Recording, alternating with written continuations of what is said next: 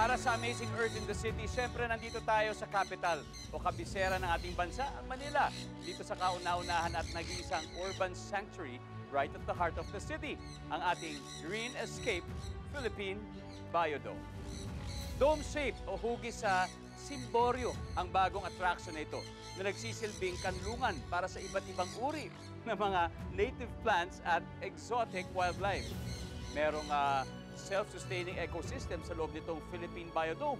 Sa pag-ikot at pag-explore ng mga bisita, hindi lang sila magre-relax kung hindi magiging aware din sila tungkol sa environmental conservation at hindi lang po pang display o pang picture taking ang karamihan sa mga halaman at hayop dito. Pwede silang hawakan. Up close and personal, katulad po nito. Grabe, very educational po, very entertaining. Amazing.